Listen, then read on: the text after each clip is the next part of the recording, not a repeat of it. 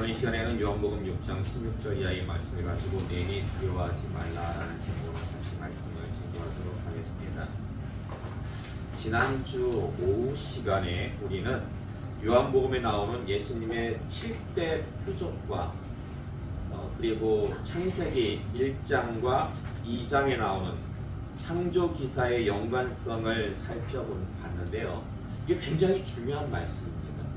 그렇기 때문에 오늘 이 시간 다시 한번 간략하게 복습하고 지나가도록 하겠습니다. 자, 칠판 보시면은 예수님의 7대 표적 적어놨습니다. 간신배어, 불쏘살림. 첫 번째로 간은 뭐예요? 가나의 혼인잔치. 자, 가나의 혼인잔치는 창조와 무슨 연관이 있다고 말씀을 드렸습니까? 그렇죠. 하나님이 천지를 창조하셨듯이 예수님은 물로 포도주를 만드셨습니다. 즉 재창조의 역사를 예수님께서 보여주셨는데요. 자, 그런데 하나님의 창조와 예수님의 창조는 약간의 차이가 있습니다. 어떤 차이가 있습니까? 하나님은 아무것도 없는 무에서 유를 창조하셨고, 예수님은 원래 있었던 물을 가지고 포도주를 만들었습니다. 유에서 유를 만드셨습니다. 그런데 사실 엄밀하게 얘기하면 창세기 1장과 2장에 나오는 창조 기사의 그 내용 안에도 유에서 유로의 창조가 있습니다. 근데 그것은 좀 시간이 필요하니까 오후 시간에 자세하게 말씀을 드리도록 하겠습니다. 자, 두 번째로 신은 뭐죠? 신하의 아들을 살린 것. 자, 신하의 아들을 살리신 것은 창조와 어떤 연관이 있습니까? 어떤 연관이 있어요? 신하의 아들을 살린 것은 말씀이죠. 말씀. 첫 번째로 가나의 혼인잔치는 재창조의 포인트가 있다면 신하의 아들을 살린 것과 창조의 연관성은 말씀입니다. 하나님이 이 세상을 창조하실 때 무엇으로 창조하셨어요? 말씀으로 창조하셨죠. 마찬가지로 예수님께서도 신하의 아들을 고치실 때, 치유하실 때 말씀 가지고 치유하셨다는 것입니다. 세 번째는 뭐죠? 베데스다 연못가에 38년 된 병자. 자, 이것은 창조와 어떤 연관이 있을까요? 창조와. 네. 사실 이것은요, 안식일과 연관이 있습니다. 안식일.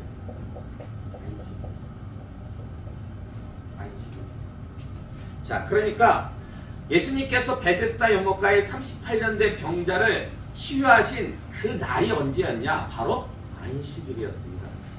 그러면 우연찮게 안식일에 치유하신 걸까요? 아니면 일부러 안식일에 치유하신 걸까요?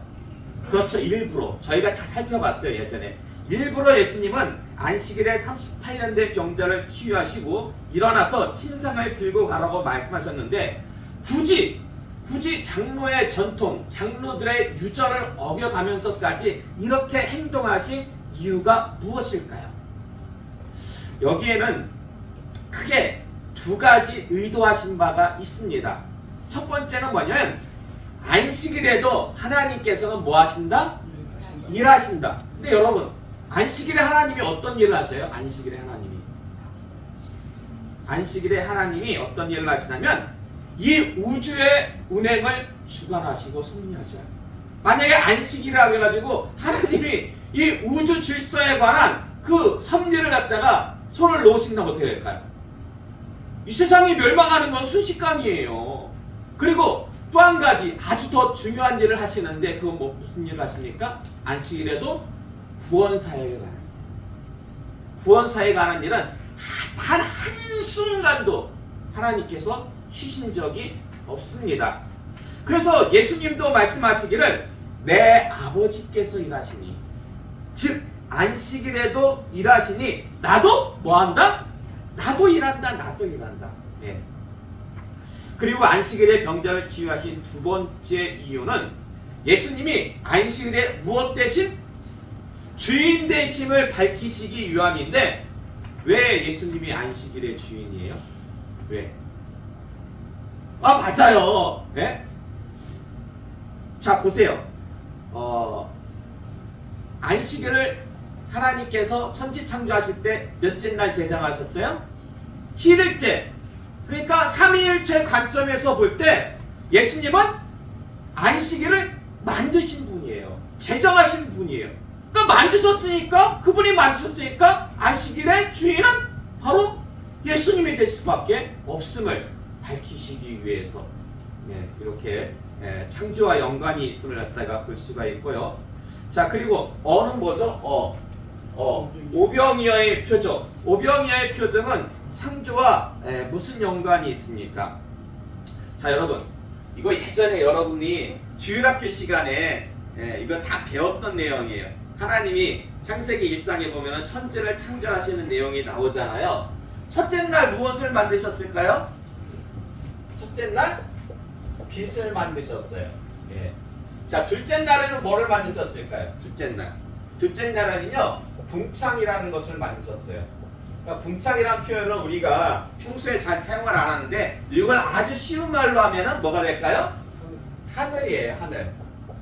혹은 대기권, 하늘 대기권. 그래서 궁창, 원래 지구가 이렇게 물로 덮여 있었어요. 그래가지고 하나님께서 궁창, 하늘을 만드셔가지고 그 궁창 위의 물과 궁창 아래의 물로 이렇게 나누셨던 거예요. 자, 그리고 3일째는 뭐를 만드셨을까요? 식물을 만드셨어요. 식물을. 근데 사실 첫째 날부터 셋째 날까지만 해오면 나머지는 자동적으로 나오게 돼 있어요. 왜냐면 4일째부터는 첫째 날과 이렇게 연관돼 가지고 주관체로서 되는 것들을 대상을 갖다가 창조하셨기 때문인데, 자, 빛의 주관체가 뭡니까? 빛을 주관하는 것이 밤이에요. 빛을 주관하는 것은 광명체죠, 광명체. 그러니까 해와 달과 별들을 갖다가 하나님께서는 4일째 되는 날 만드셨어요. 그리고 자, 둘째 날 궁창을 만드셨다고 했잖아요. 그래가지고 이 하늘 위에 물과 하늘 밑에 물로 이렇게 구별하셨다고 했는데, 그 물에는 누가 삽니까? 물에는 물고기가 살죠. 물고기. 그리고 하늘에는 뭐가 날아다녀요? 새가 날아다니죠. 새가 날아다니죠. 자, 그리고 3일째 되는 날은 식물을 만드셨다면 6일째 되는 날은 그 식물을 갖다가 누가 먹고 삽니까? 동물들과 그리고 또 사람도 그 식물을 먹고 살잖아요. 그래서 첫째 날은 넷째 날과, 둘째 날은 다섯째 날과, 셋째 날은 여섯째 날과 이렇게 다 연관이, 상호 연관이 있어요. 그리고 마지막 7일째 되는 날, 하나님께서 어떤 날을 제정하셨어요? 안식일을 제정하셨습니다. 그래서 천지 창조는 이 7일째 완성이 되었다고, 7일째 완성이 되었다고 성경은 증거하고 있는데, 창세기 1장 29절에서 30절의 말씀 볼까요? 창세기 1장 29절에서 30절의 말씀 함께 봉독하겠습니다. 시작. 하나님이 이르시되 내가 온 지면에 씨 맺는 모든 채소와 씨 가진 열매 맺는 모든 나무를 너희에게 주노니 너희의 먹을거리가 되리라. 또 땅의 모든 짐승과 하늘의 모든 새와 생명이 있어 땅에 기는 모든 것에게는 내가 모든 푸른 풀을 먹을거리로 주노라 하시니 그대로 되니라. 아멘. 그러니까 하나님은요, 땅의 모든 생명체에게 일용할 양식을 주셨어요. 식물을 주시면서 주신 말씀이거든요. 요 말씀이. 요 말씀이 이제 그 동물 창조하시고 나서. 그래서 하나님께서는 땅의 모든 생명체에게 일용할 양식을 마련해 주셨듯이, 예수님은 그 오병이어 기적 때 모여든 수많은 사람들에게 일용할 양식을 주셨다는 것입니다. 생명의 양식을 갖다가 주시는 분, 이런 면에 있어가지고 창조와 연관성이 있다고 볼 수가 있습니다. 자, 그리고 연말은 양식을 주시고, 자, 물은 뭡니까? 물 위를 걸으신, 지금 우리가 살펴보고 있는 예수님의 5번째 표적인데요. 자, 예수님이 물 위를 걸으신 것과 창조는 어떤 연관이 있을까요? 얼핏 보면 아무런 연관이 없어 보여요. 그런데 연관이 있습니다. 창세기 1장 2절의 말씀 볼까요? 창세기 1장 2절의 말씀 함께 봉독하겠습니다. 시작. 땅이 혼돈하고 공허하며 흑암이 깊음 위에 있고 하나님의 영은 수면 위에 운행하시니라. 아멘. 태초에 어떤 일이 있었냐면 하나님께서 이제 천지를 창조하셨을 때에 아주 본격적으로 첫째 날 빛을 만들기 이전에 어떤 상황이었냐면은 그때 성령께서 지구가 물로 덮여 있었다고 했잖아요. 그 성령이 하나님의 영, 성령이 수면 위를 갖다가 운행하셨는데 여러분 성령님이 왜 수면 위를 운행하신 것 같아요? 왜 운행하신 걸까요? 혹시 그 이유 아십니까? 성령님께서 그러니까 이게 굉장히 중요한 말씀이기 때문에 창세기 1장 2절에 나오는 말씀이에요. 창세기 1장 1절은 태초에 하나님이 천지를 창조하시니라. 자, 그 말씀이 나오고 바로 이어서 나오는 말씀이 하나님의 영, 성령이 이 수면 위를 갖다가 운행하셨다는 말씀이에요. 그 굉장히 중요한 말씀인데 근데 그 이유를 대부분 잘 몰라요. 왜 성령님께서 수면 위를 운행하셨는지 그 이유에 대해서는 많은 분들이 잘 몰라요. 혹시 여러분은 아십니까? 왜 성령님께서 수면 위를 운행하셨어요? 혹시 들어보신 적은 있어요? 들어보신 적은? 예.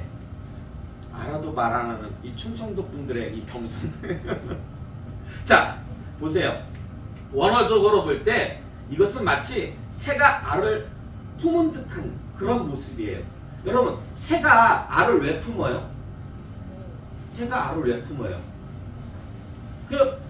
며칠 동안, 수십일 동안 알을 품음으로 말미암아가지고 그 새끼가 그 알을 깨고 나오잖아요. 그러니까 생명력을 불어넣기 위해서. 그러니까 그 알을 품는다는 것은 생명력을 갖다가 불어넣는 행위예요.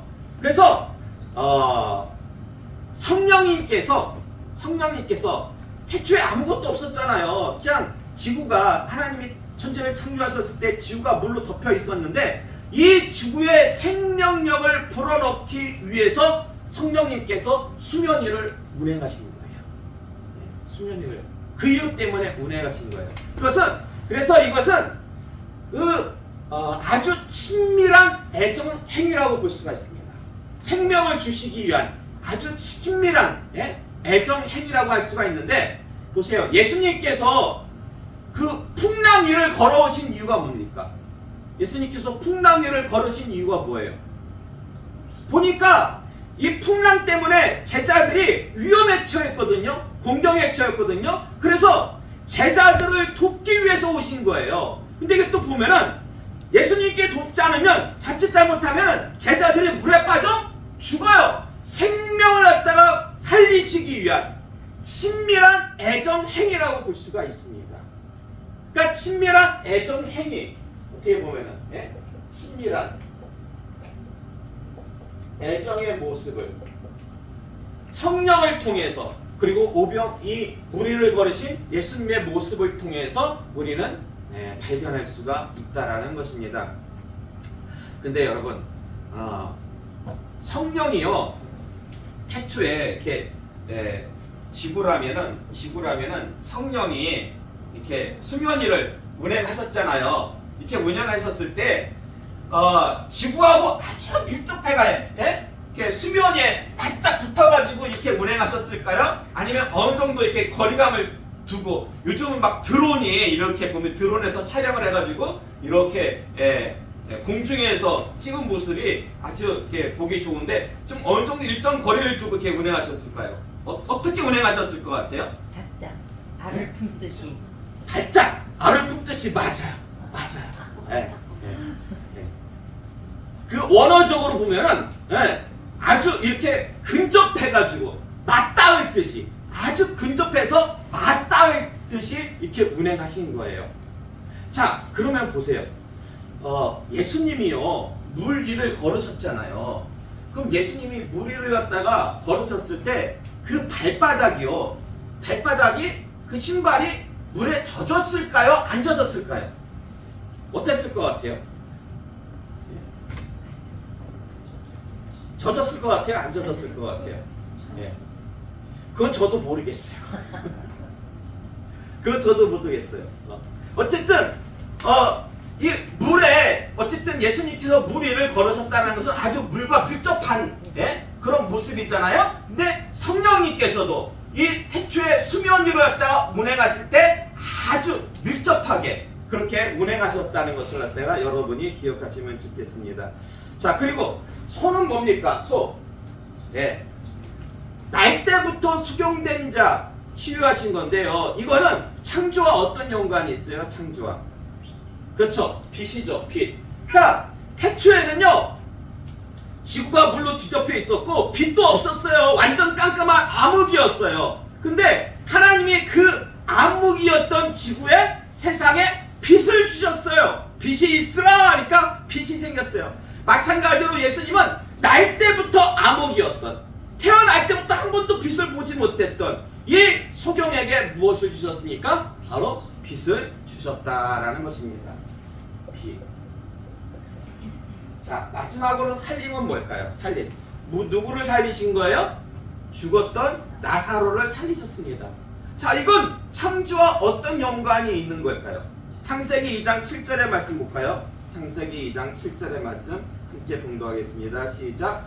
여호와 하나님이 땅의 흙으로 사람을 지으시고 생기를 그 코에 불어 넣으시니 사람이 생명이 되니라. 아멘. 하나님께서 사람을 만드시고 흙으로 싹 빚으시고요. 생기를 주셨어요. 네? 생기를 주시니까 사람은 생명이 되었대요. 사람은 생명이 되었대요. 이 생명이라는 것은 생명을 가진 육체를 의미합니다. 생명을 가진 육체가 되었다는 거예요. 근데 예수님도 죽었던 나사로, 호흡이 없던 나사로를 갖다가 다시 살리셨습니다. 이러고 볼 때 예수님과 하나님은 어떤 공통점이 있어요? 생명을 주관하신다. 생명을 갖다가 주관하신다. 라는 의미에서 예수님과 하나님, 창조의 때와 예수님의 기적은 이렇게 연관이 있다고 볼 수가 있습니다. 여러분, 지금 이 사도 요한이요, 요한복음에 예수님의 7대 표적, 예수님의 7대 수많은 표적 중에서 예수님의 7대 표적을 갖다가 딱 선정해가지고 이 요한복음에 집어넣은 이유가 무엇입니까? 무엇을 갖다가 드러내고자? 예수님의 신성, 예수님의 하나님 되심을 갖다가 드러내고자. 근데요, 제가 볼 때 성경에서 하나님의 하나님 되심을 가장 잘 드러내고 있는 말씀은 바로 창조기사예요. 창조기사. 창세기 1장과 2장 보세요. 창세기 1장과 2장은 태초에 하나님이 천지를 창조하시고, 그리고 2장에서는 그 사람을 창조하시는 것에 다시금 집중해서 재조명하고 있는데, 이러한 역사는 세상의 어떤 신도 그리고 어떤 과학도 이건 이룰 수 없는, 오직 하나님만이 하실 수 있는 일입니다. 그래서 하나님의 하나님 되심을 가장 잘 드러내고 있는 말씀은 바로 창세기 1장과 2장의 창조 기사라고 할 수가 있는데, 이 사도 요한이 선정한 예수님의 7대 표적 안에서 그 하나님의 창조 기사를 발견할 수만 있다라면, 이것은 정말 사도 요한이 의도한 바 7대 표적을 통해서 예수님의 신성을 드러내고자 했던 그 사도 요한의 목적을 제대로 파악한 것이라고 그렇게 할 수가 있습니다. 자, 이제 다시 본론으로 돌아가겠습니다. 본론으로 돌아가가지고 병행구절인 마가복음 6장 48절의 말씀 한번 볼까요? 마가복음 6장 48절의 말씀 함께 봉독하겠습니다. 시작. 바람이 거스름으로 제자들이 힘겹게 노젓는 것을 보시고 밤 사경쯤에 바다 위로 걸어서 그들에게 오사 지나가려고 하시매. 아멘. 자, 요 마가복음의 말씀을 보니까 좀 이상한 말씀이 있어요. 그게 뭐냐면, 지금 예수님께서 제자들이 풍랑 때문에 공경에 처한 것을 보시고, 요한복음에는 그냥 오셔가지고 예수님께서 도와주신 걸로만 그렇게 끝나요. 근데 병행구절인 마가복음의 말씀을 보니까 예수님이 의도하신 것은 그 제자들의 탄 배에 오르셔가지고 제자들을 도우시려는 것이 아니라 그냥 어찌하시려는 거예요? 지나치시려는 거였어요. 예수님의 의도는. 근데 아니 도와주시러 오셨으면 배 오르시지 왜 배에 오르시지 않고 왜 지나치시려고 하신 걸까요? 그 이유가 도대체 뭘까요? 여기에 대해서 학자들은 어떻게 설명하냐면 예수님께서 그렇게 지나치시려고 했던 것은 제자들에게 보여주기 위함이었다. 무엇을? 예수님의 신적 현현을. 그러니까 이 말이 어려운데 쉽게 얘기하면 세상에 사람이 물 위를 걷는 사람 보신 적 있어요? 네? 사람은 물 위를 못 걸어요. 예. 뭐 베드로는 좀 걷긴 했지만은. 예. 근데 물 위를 걷는다라는 것은 사람이 아니라 누구라는 겁니까? 그렇죠. 하나님이라는 거예요. 신이라는 거예요. 그것을 보여주기 위해서 예수님께서 예? 물 위를 걸어서 지나치시려 했다라는 것입니다. 자신의 신적 위엄과 권능을 보여주기 위해서 풍랑에 있는 바다 위를 지나가시려고 했다라는 거예요. 근데 여러분 보세요. 그러면 똑바로 걸어오시면 되잖아요. 지금 바다 위를 걷고 계시잖아요. 예? 바다 위를 그냥 똑바로 걸어가지고 배에 올라타시면 되잖아요. 근데 마가복음에서는 그 제자들 막 힘들어 있는데 그 배 옆을 지나가시려고 했다는 거예요.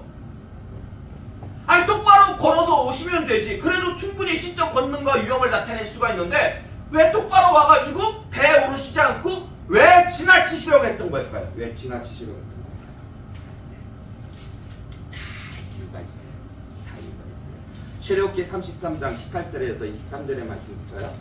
출애굽기 33장 18절에서 23절의 말씀 함께 봉독하겠습니다. 시작.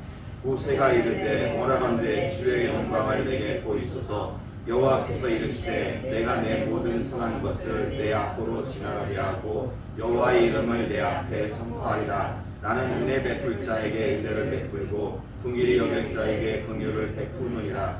또 이르시되 내가 내 얼굴을 보지 못하리니 나를 보고 살 자가 없음이니라. 여호와께서 또 이르시기를 보라 내 곁에 한 장소가 있으니 너는 그 반석 위에 서라. 내 영광이 지나갈 때에 내가 너를 반석 틈에 두고 내가 지나도록 내 손으로 너를 덮었다가 손을 거두리니 내가 내 등을 볼 것이요 얼굴은 보지 못하리라. 아멘.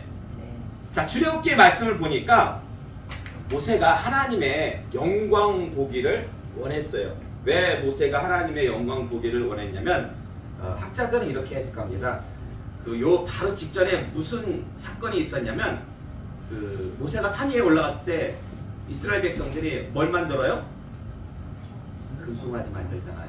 금송아지 만들어가지고 하나님이라고 막 해가 섬기다가 엄청 죽임을 당하잖아요.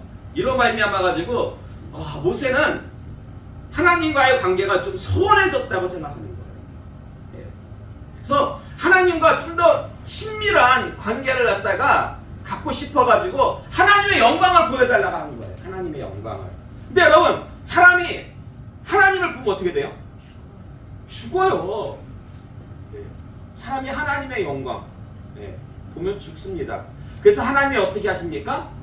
모세를 그 시내산 그 바위 틈 굴이 있었거든요. 그 굴 안에다가 이렇게 너 거기 있어. 그런 다음에 하나님이 지나가세요. 하나님이 싹 지나가실 때 이렇게 손으로 가려져요. 보시지 못하게. 왜냐면 보면 모세가 죽으니까. 그런 다음에 지나가신 다음에 그런 다음에 모세가 무엇을 봅니까? 하나님의 등을 봐요. 등을 봤다는 건 실제 등이 아니고 하나님의 후면 광채를 말합니다. 하나님의 후면 지나가신 뒤에 그 영광을 갖다가 모세가 보게 되었다라는 것입니다.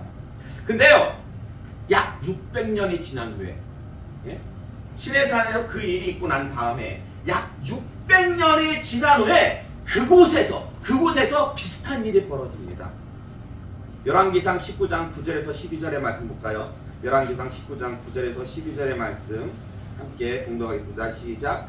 엘리야가 그곳 굴에 들어가 거기서 머물더니 여호와의 말씀이 그에게 임하여 이르시되 엘리야야 내가 어찌하여 여기 있느냐? 그가 대답하되 내가 만군의 하나님 여호와께 열심히 유별하오니 이는 이스라엘 자손이 주의 언약을 버리고 주의 제단을 헐며 칼로 주의 선지자들을 죽였음이오며 오직 나만 남았거늘 그들이 내 생명을 찾아 빼앗으려 하나이다. 여호와께서 이르시되 너는 나가서 여호와 앞에 살에 서라 하시더니 여호와께서 지나가시는데 여호와 앞에 크고 강한 바람이 산을 가르고 바위를 부수나 바람 가운데 여호와께서 계시지 아니하며 바람 후에 지진이 있으나 지진 가운데에도 여호와께서 계시지 아니하며 또 지진 후에 불이 있으나 불 가운데도 여호와께서 계시지 아니하더니 불 후에 세미한 소리가 있는지라. 아멘. 자, 그러니까 이 말씀은 엘리야가 이세벨의 협박을 피해서 겨우겨우 시내산에 도착합니다. 시내산의 한 굴에 도착하는데 원어로 보니까 이 굴이라는 단어 앞에 정관사가 붙어 있어요. 그래서 그냥 수많은 굴 중에 한 굴이 아니라 바로 그 굴이라고 성경은 기록하고 있습니다. 그 굴. 그래서 학자들은 이 굴이 어떤 굴이냐? 바로 모세가 피했던 그 굴. 600년 전에 하나님의 영광이 지나갈 때 모세가 굴에 들어가가지고 하나님께서 이렇게 손으로 가려주시잖아요.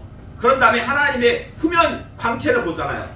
그 피했던 그 굴에 엘리야도 바로 거기에 거기서 여호와가 지나가심을 보았다는 거예요. 모세가 600년 전에 여호와 하나님의 지나가심을 경험했듯이 엘리야도 600년 후에 여호와께서 지나가심을 경험했다는 건데요. 지금 예수님도 제자들 옆을 지나가시는 거예요. 왜요? 왜? 바로 모세에게, 엘리야에게 현현했던, 지나가셨던 그 여호와 하나님이 바로 누구다? 예수입니다. 예수님의 행동에는 다 의미가 있으신 거예요. 자, 그럼 그게 끝이냐? 아니죠.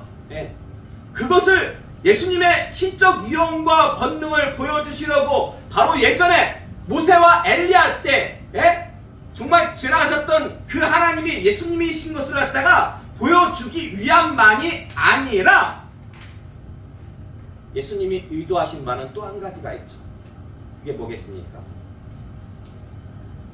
그 예수님께서 물 위로 걸어오시는 모습, 사람이 아니라 그 신적 위엄과 권능을 보고 제자들이 예수님께 무엇을 요구하기를?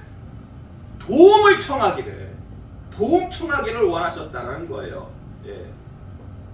그러므로 여러분 명심하시기 바랍니다. 이게 기도의 원리예요. 사실 주님은요 하늘 위에서 다 보고 계십니다. 여러분의 머리카락 하나까지도 다 알고 계세요. 어떤 상황인지. 어찌 보면 여러분보다 여러분의 형편을 더 잘 알고 계시기 때문에 여러분이 뭐 하기를 원해요? 기도하기를 원해요. 근데 만약에 주님이 보셨을 때 여러분이 어려움 겪는 걸 보시고, 자, 지금 여러분이 타고 있는 그 배, 풍랑으로 인해 가지고 침몰하기 직전인 그 배 앞에까지 왔으면 여러분이 어찌 해야 됩니까? 예수님께 도움을 청해야죠. 나 풍랑 때문에 빠져 죽을 것 같아요. 저 좀 도와주세요. 라고 예수님께 도움을 갖다가 당부해야 되지 않겠습니까? 근데 그럼에도 불구하고 도움을 당부하지 않으면 어떻게 될까요? 그냥 계속해서 그 풍랑을 얻어맞는다니까요. 그 풍랑을 얻어맞을 수밖에 없어요.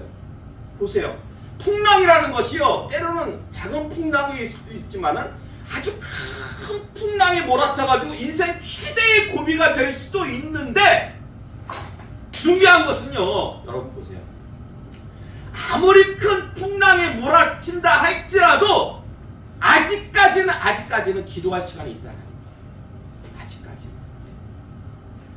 풍랑에 의해서 배가 침몰하고 빠져 죽기 일보 직전이라 할지라도 아직까지는 살아있잖아요.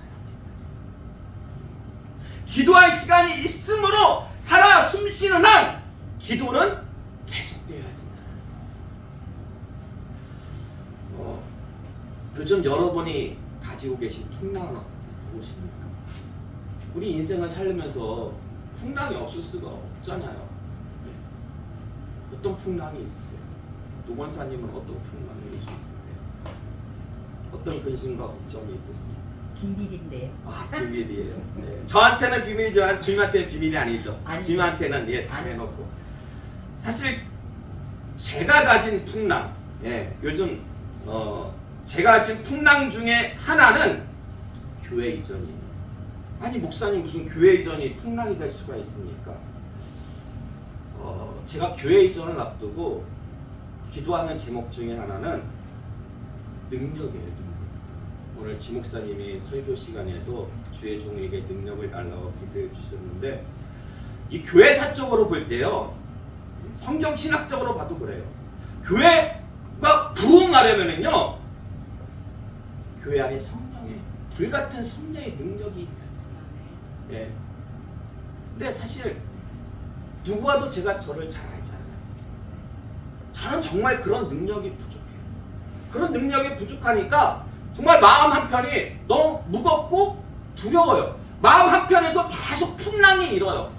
아니 교회만 새로 이렇게 리모델링 해가지고, 예? 더 큰 교회로 이전한들 똑같은 사람이 가면은 무슨 얼마나 큰 소용이 있겠습니까? 채술은 새 부대에 담아야 되잖아요. 그러면은 정말 하나님으로부터 더욱더 큰 능력이 임해야지만이 그것에서 더 크게 쓰임 받는 거 아니겠습니까? 그래서 지난주에도 가서 기도하고, 기도원에 가서 이번 주에도 또 이번 주간에도 또 기도원에 갈 계획인데 그거예요. 능력 달라고. 네? 능력 달라고. 근데 보세요. 풍랑을 주셨다? 하나님이 왜 주신 걸까요? 응답 주시고, 응답 주시고, 풍랑 주시고. 왜 나에게만 이런 시련을 주십니까? 그거 아니에요. 네. 그 시련과 어려움을 통해서 하나님의 은혜를 갖다가 부어주시려고, 그러니까 저에게 이런 기도 제목을 주시고, 저희 마음 한가운데, 예? 이렇게 풍랑, 예? 갈급함을 갖다가 두려움과, 예? 이런 것들을 주신 것은 하나님께서 주시고자 하시는 더 큰 능력을, 예? 그래서 저도 기도하겠지만 여러분도 기도해 주시기 바랍니다. 교회가 정말 한마음 한뜻으로 기도하면, 사도행전을 보니까요, 성령이 임할 때 교인들이 모여가지고 전혀 기도에 힘씁니다. 그 다락방에 모여가지고 함께 전심으로 기도할 때에 성령이 임했습니다. 그렇기 때문에 정말 우리 교회가 크고 작음이 중요한 게 아니에요. 우리가 한마음 한뜻 되는 게 중요합니다. 한마음 한뜻 돼가지고 우리가 기도하면 반드시 하나님께서 성령의 충만한 은혜를 주실 줄로 믿습니다. 그래서 2025년에는 정말 불같은 성령의 능력이 저를 비롯해서 여러분과 여러분의 가정, 그리고 새로 이전하는 그 교회 위에 충만하시기를 주님의 이름으로 축원합니다.